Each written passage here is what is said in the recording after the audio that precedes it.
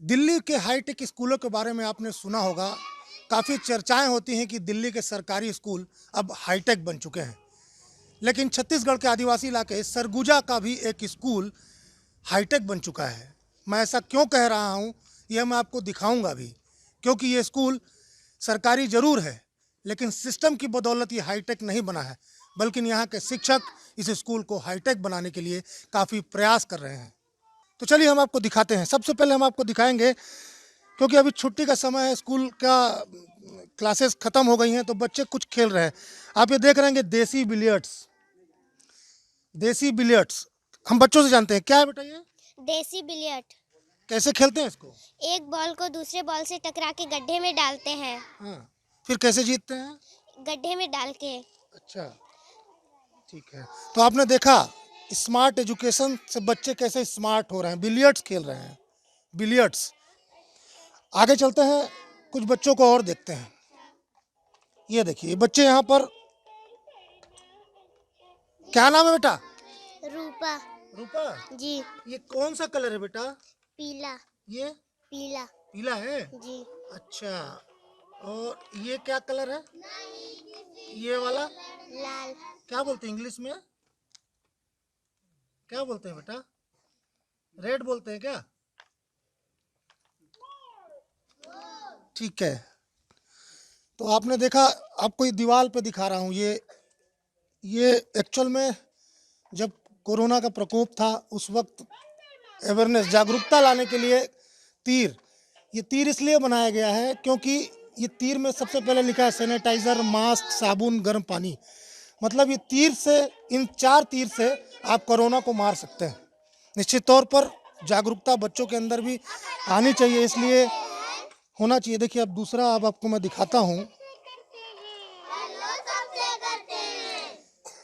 क्या कर रहे हो बच्चा? पढ़ रहे हैं। पढ़ रहे हो? क्या पढ़ रहे हो? कैसे पढ़ते हो? पढ़ के दिखाओ। बंदर मामा। बंदर मामा। बंदर मामा चले स्कूल। बंदर मामा चले स्कूल। अकड़ अकड़ कर चलते हैं। अकड़ अकड़ कर चलते हैं। हेलो सबसे करते हैं। हेलो सबसे करते हैं। मेरी टीचर। मेरी टीचर। ये है स्मार्ट किट। स्मार्ट किट के माध्यम से बच्चों को पढ़ाया जा रहा है। आगे चलते हैं। ये स्कूल की शिक्षिका हैं, बच्चों को कुछ पढ़ा रही हैं, जानेंगे क्या है। ये कमीसी बाई करके कुछ लिखा है। तो एक लड़की रहती थी, उसका क्या नाम है? अनन्या। अनन्या को क्या पालने का शौक था? तोता। तब उसने क्या किया, अपने भैया राजू को बोला कि मेरे को तोता ला करके दीजिए। ठीक है, किसने कहा? अनन्या ने ना। क्या ला करके दीजिए? कमीसी बाई एक शिक्षा की तकनीक है बच्चों को पढ़ाने की। तब राजू ने क्या किया? मैडम से जानते हैं। मैडम ये क्या क्या है, ये क्या तकनीक से बच्चों को पढ़ा रही हैं आप? सर ये कमीसी बाई थिएटर है, ये जापान की एक शिक्षा पद्धति है सर। और ये बाइस्कोप जैसा होता है, उसी तरीके से, उसी बेस पे हम लोग इसको बनाए हुए हैं। और ये प्रिंट के माध्यम से, फोटो के माध्यम से हम लोग बच्चों को कहानी समझाने की कोशिश करते हैं। जी जी जी। कैसे कैसे पढ़ाते हैं बच्चों को, थोड़ा बताइए। सर जैसे यहाँ एक स्लाइड है, एक फोटो है। जैसे ये स्लाइड है? जी जी। तो ये स्लाइड हम लोग खुद ही बनाए हुए हैं, और यहाँ चित्र जो है इस चीज़ का हम ही लोग वो किए हैं, बनाए हुए हैं।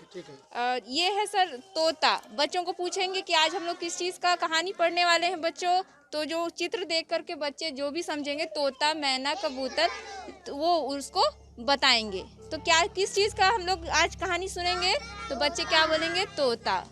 तो फिर हम ऐसी आगे कहानी करके बताएंगे कि जामझरिया गांव में एक अनन्या नाम की बच्ची थी, उसको तोता पालने का बहुत शौक था। क्या पालने का? तोता। एक दिन अनन्या ने अपने भैया को क्या कहा कि मुझे तोता ला करके दीजिए। तब उनके भैया ने कहाँ जा करके तोता लेकर के आया? पेड़ पर जा करके तोता पकड़ के ले करके आया। ठीक है।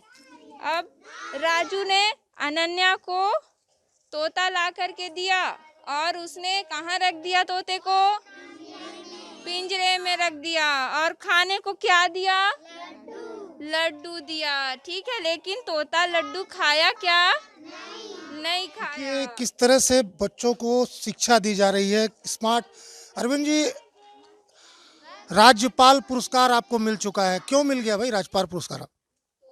हम लोगों का जो गाँव स्कूल है वो बहुत रूरल एरिया में है और यहाँ पर के पेरेंट्स को शिक्षा से कोई सरोकार ज़्यादा नहीं रहता है। उनका दिनचर्या ही पूरा अपना कमाने खाने में लग जाता है। तो इन बच्चों को लेकर हम लोग आगे बढ़े और इन लोग को शुरू में तो बच्चे स्कूल नहीं आते थे तो उन्हें डोर टू डोर उनसे संपर्क किया गया, उनके पालकों को समझाइश दिया गया और जो बच्चे प्रतिदिन स्कूल आते थे उन्हें वीकली कुछ गिफ्ट देकर उनको प्रोत्साहन देते चले गए और आज स्थिति ये हो गया है कि बच्चों का विद्यालय में उपस्थिति लगभग 100% रहता है। अच्छा अच्छा, चलिए हमको क्लासरूम दिखाइए कैसा है आपका। सबसे पहले स्टार्ट करें। ये जामझरिया प्राथमिक शाला है, सीतापुर से लगा हुआ है, मेन पार्ट विकास खंड में आता है सरगुजा जिले के। और निश्चित तौर पर जिस तरह से स्कूल को सजाया संवारा गया है बेहतर शिक्षा देने के लिए, एक ऐसी तालीम देने के लिए जिससे बच्चे बड़े होकर कुछ बन सकें, उनको सब कुछ दिखाते। अरविंद जी, हमको बताइए ये सब आपने सजा रखा है, ये क्या है? क्या ये हमारे जो शिक्षा सचिव थे आलोक शुक्ला जी, उनका कोरोना काल में उनका एक उद्देश्य था कि बच्चों को सिर्फ शिक्षा तक ही सीमित ना रखा जाए बल्कि जो मोहल्ला क्लास में ले जाके उस गांव में जो एक्सपर्ट हैं जैसे कुम्हार है, बढ़ई है, लोहार है, उनको भी मोहल्ला क्लास में जोड़ा जाए और उनको बुलाकर बच्चे को स्किल डेवलपमेंट करने के लिए ये सारी चीज़ें उनको नई नई तकनीक से बनाने के लिए सिखाया जाता था। तो ये उसका एक एग्जीबिशन लगा था हमारे विद्यालय में जिसको देखने के लिए खुद शिक्षा सचिव सर आए थे।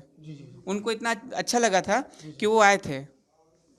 तो ये क्या है? क्या ये जो सामने जो रखा है, ये जो घड़े हैं, ये क्या है? क्या ये कुम्हार के द्वारा जो बच्चे को घड़ा बनाने के सिखाते थे मोहल्ला क्लास में, वो है। बढ़ई के द्वारा ये सब नांगर, क्या है ये हल है जो अधिक अमूमन किसान इससे अनाज उपज के लिए खेतों में इसका काम करते हैं। तो हल बनाना सिखाना। बच्चों को क्या इससे फर्क पड़ता है? इनका स्किल डेवलपमेंट जैसे कि हर किसी को आने वाले समय में जैसे वो क्या है कि ये खुद बना सकें और उनके जीवन यापन कर सकें और क्या बोलते हैं उन खर्च भी कम लगे, उनको खरीदना ना पड़े, खुद से वो कर पाएँ। ये गन भी है? हाँ, ये गन एक डेमो है, ये खराब गन है लेकिन इसी के वो चीज़ में जो हमारे मोहल्ला क्लास में बनाया गया है बच्चे लोगों के द्वारा, ये बच्चे लोगों के द्वारा बनाया गया है। तो अपने हिसाब से उन लोग बनाए हैं। तो ये उसी में एक्सपर्ट के द्वारा बढ़ई के द्वारा सिखाते थे। अच्छा, तो ये बच्चों के द्वारा निर्माण कराया गया है। और ये सब ये जो घर बना है ये इस बच्चे लोग इसको स्कूल का एक मॉडल बना रहे थे तो ये उनका किया हुआ है। और ये क्या है? चप्पू क्या लिखा है? ये नाव बनाया गया है। अच्छा अच्छा, बच्चे तो जहाज नहीं देखे हैं बट अच्छा ये शिप जहाज जी, तो ये एक देसी जहाज बनाए हैं वो। अच्छा अच्छा अच्छा अच्छा अच्छा। तो ये बच्चों को मतलब इससे क्या मतलब आप क्या सिखाना चाहते हैं? बच्चे का स्किल डेवलपमेंट करके ये छोटे गृह उद्योग में रोजगार में सहायक भी हो सकता है और उसके बारे में बच्चे को बता भी सकते हैं। ये तमाम चित्र लगा रखे हैं आपने, क्या वजह, बच्चों को इससे क्या फ़र्क पड़ेगा? बच्चे चूँकि ये बहुत रूरल एरिया है, यहाँ पर अधिक जैसे देखे नहीं हैं तो ये बच्चे इससे जान जाते हैं कि ये कलेक्टर मैडम है, राज्यपाल मैडम है। हालांकि वो कभी तो यहाँ कभी मौका नहीं मिला है कि बच्चे उनको देख पाएँ। सिर्फ टीवी भी यहाँ पर बहुत कम बच्चे लोगों के पास में है, तो वो कम से कम इसको देख के जान जाए कि ये हमारे यहाँ की राज्यपाल मैडम है। अच्छा अच्छा अच्छा। तो बच्चों को इस तरह की शिक्षा देकर, आपके स्कूल में कितने बच्चे हैं? अभी 52 हैं। तो जो बच्चे हैं वो मतलब किस गरीब वर्ग से हैं, कहाँ के हैं बच्चे?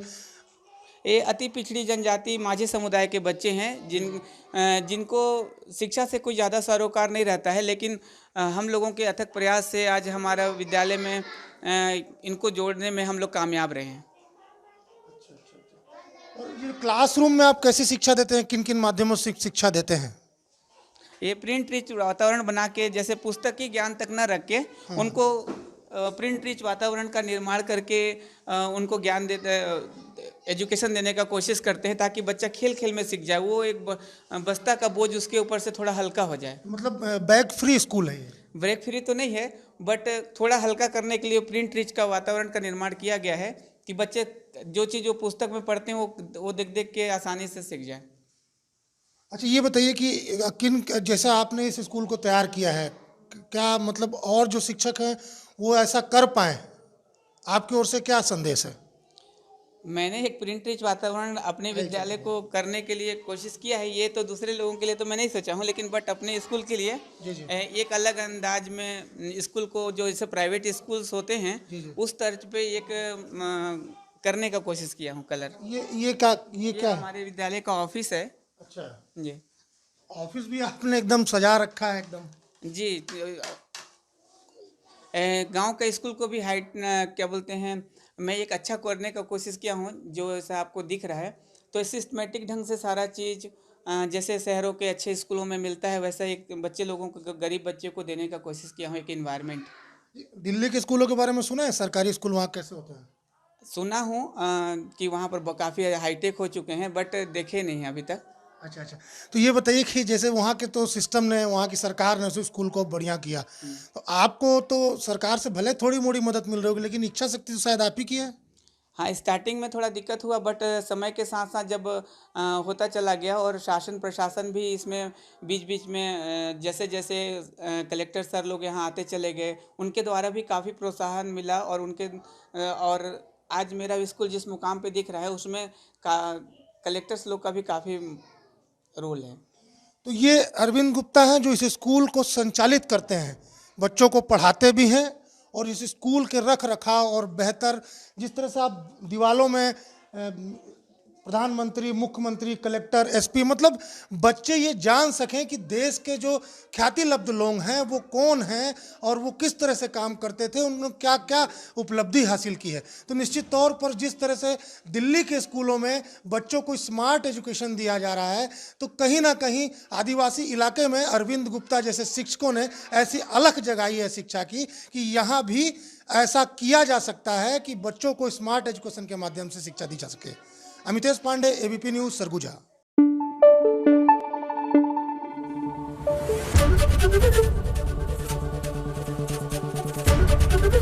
एबीपी न्यूज़ आपको रखे आगे।